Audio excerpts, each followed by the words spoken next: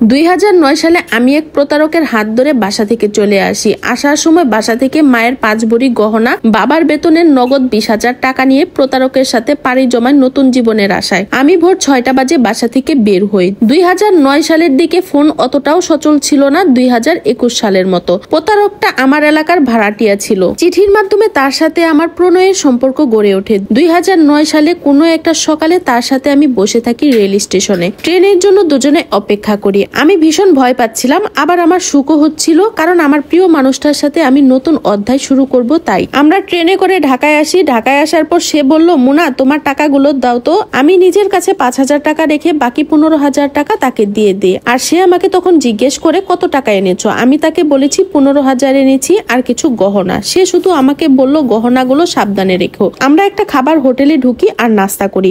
Hotel থেকে বের হয়ে মোবাইলের দোকানে ঢুকে সে আমার টাকাতে একটি অ্যান্ড্রয়েড স্মার্টফোন কিনে 12,000 টাকা দিয়ে আর তার নোকিয়া মোবাইলটা আমাকে দেয়। তার মোবাইলটার দাম 1,000 টাকা এমন হবে। সে মোবাইলটা কিনে আমাকে বলে এ শহরে নাকি দামি মোবাইল না থাকলে ভালো চাকরি জোটে না। আমি তার কথায় বিশ্বাস করে নিলাম। এরপর সে আমাকে নিয়ে তার বন্ধুর বাসায় ওঠে। বন্ধুটা একটা রুমেই থাকে, সেখানে আমরা দুজন। রাতে আমি আর ও নিচে থাকি আর ওর বন্ধুটা চকির উপরে থাকে। রুমে একটা ভাঙা চকি ছিল আর কয়েকটি হাড়ি পাতিল, আর তেমন কিছু ছিল না। সে রাতে আমার কিছুতেই ঘুম আসছিল না। পরের দিন সকালবেলা তার বন্ধু চাকুরিতে যাওয়ার পর সে আমাকে বলে, দেখি তোমার কাছে কি কি গহনা আছে।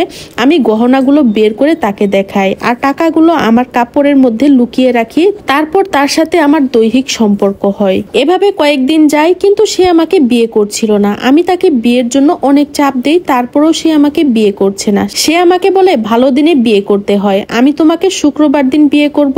আমিও তার কথায় বিশ্বাস করি। ওই বাসাটায় 4টা দিন অতিক্রম করার পর আমায় সে একদিন বাহির থেকে এসে আমাকে বলে, মুনা আমরা যে অবিবাহিত একসাথে আছি, এলাকার কয়েকটি ছেলে পেলে সেটা জেনে যায়। এখন তারা বাসার দিকে আসছে, আমরা কি করব।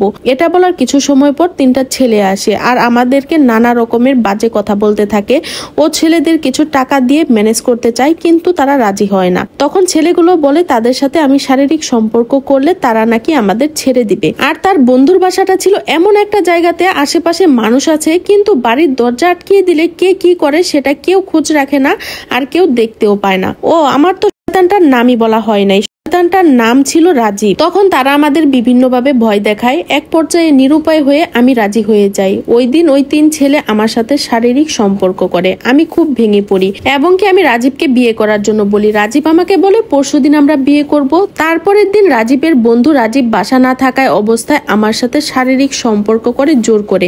রাজীব বাসায় আসার পর সাথে সাথে তাকে ঘটনাটা বলতে সে আমাকে বলে এরকম কিছুই হয় না এসব করলে। বন্ধু মানুষ থাকতে দিছে আমাদের, তার সাথে না হয় একটু সময় কাটালে তাতে কি হয়েছে। আমি তার কথায় অবাক হয়ে যাই, এটা কি বলে। সেদিন রাতে রাজীব আমাকে বলে চলো আমরা বাড়িতে চলে যাই, তার আগে আমার বড় বোনের বাড়িতে গিয়ে আমরা বিয়েটা সেরে নিব। তার বড় বোনের বাড়ি নাকি কুমিল্লাতে। আমিও তার কথায় বিশ্বাস করে সেদিন রাতে কুমিল্লার জন্য রওনা দিই এবং সে আমার সাথে আনা গহনাগুলো নিয়ে নেয়। বলে আমার কাছে রাখি, তুমি হারিয়ে ফেলবে। আমি 17 বছরের এক যুবতী না বুঝে তাকে বিশ্বাস করে ফেলি। কুমিল্লাতে আসার পর আমরা একটা বাসায় আসি। সেখানে একটা সুন্দরী মহিলা ছিল। আমি তাকে সালাম দেই, সে নাকি রাজীবের বোন। তারপর তারা একটা রুমে গিয়ে কি কথা যেন বলল। তারপর রাজীব আমায় বলল, মুনা কিছু খেয়ে ঘুমাও, অনেক জার্নি করে এসেছো, রাতে আমরা বিয়ে করব। এখন আমি বিয়ের বাজার করতে যাচ্ছি, তুমি থাকো। আমি তার কথাতে বিশ্বাস করে থেকে গেলাম সেখানে। আমার মতো কয়েকটি মেয়েকে দেখলাম আর বাসাটা অনেক বড় ছিল। আমাকে ভাত দেওয়া হলো, ভাত খেয়ে আমি ঘুমিয়ে গেলাম। রাতের বেলা ঘুম ভাঙলো। তখন রাজীবের কথা জিজ্ঞেস করাতে আমাকে ওই মহিলা বলে, তোরে রাজীব আমার কাছে বেচ্চা দিছে, এখন কথা কম কর, রাতের রুমে মেহমান যাইব, খুশি করে দিস। আমি এই মহিলার কথা বিশ্বাসই করতে পারছিলাম না। কি বলে এসব। আমি কান্না করি আর চিৎকার করি এখান থেকে বের হওয়ার জন্য। এজন্য আমাকে অনেক মারে। একদিনে 3টা পুরুষ পাঠানো হতো আমার কাছে, আর যদি আমি না করতাম তাহলে আমাকে অনেক মারতো। ওখানে 9 দিন থাকার পর আমাকে কুমিল্লা বর্ডার দিয়ে ইন্ডিয়াতে পাচার করে দেয়। আমি বর্ডারের এক পুলিশকে সব বলে দেই সাহায্যের জন্য। তখন পুলিশটা আমার সাথে আসা পুরুষটাকে বলে, আমার কাছে তোদের নামে বিচার দিছে, শেয়ানা মাইয়া সাবধানে রাখিস। ইন্ডিয়াতে আসার পর এক বিশাল টোটাল পতিতালয়ে আমার জায়গা হয়। আমার জীবনটা তখন পতিতালয়ের মধ্যে সীমাবদ্ধ। ওখানে 3 মাস রাখার পর দার্জিলিং এ আমাকে নিয়ে আসা হয়। প্রশাসনরা এই সব কিছুই জানতো, কিন্তু তাদের কিছুই বলতো না, কারণ মাসে মাসে তারা একটি মোটা অঙ্কের টাকা পেত।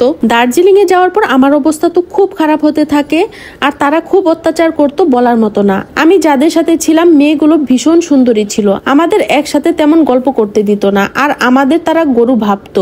প্রতিদিন 4 জন কিংবা 5 জন পুরুষ আমাদের কাছে পাঠাতো। যদি আমরা না করতাম তাহলে আমাদের কুকুরের মতো মারতো। সত্যি তো মায়েরকে সবাই ভয় পায়, আমিও ভয় পেতাম। আর যে পুরুষগুলো আমাদের কাছে আসতো তারা সব আমির বাচ্চা ছিল। আমাদের শরীরটাকে তারা শরীর মনে করতো না, মনে করতো কোনো লোহা। সব পুরুষই হিন্দু ছিল, গা থেকে সব সময় পাঠা পাঠা গন্ধ আসতো। আমার সহ্য হতো না। একদিন সিদ্ধান্ত নেই এসব জাহান্নাম থেকে মৃত্যু ভালো, তাই আত্মহত্যা করার সিদ্ধান্ত নেই। বাথরুমে গিয়ে ঝর্ণার পাইপের সাথে নিজের গলায় দড়ি দেই, কিন্তু মৃত্যুর খুবই কাছাকাছি এসে আবার বাঁচতে চাই।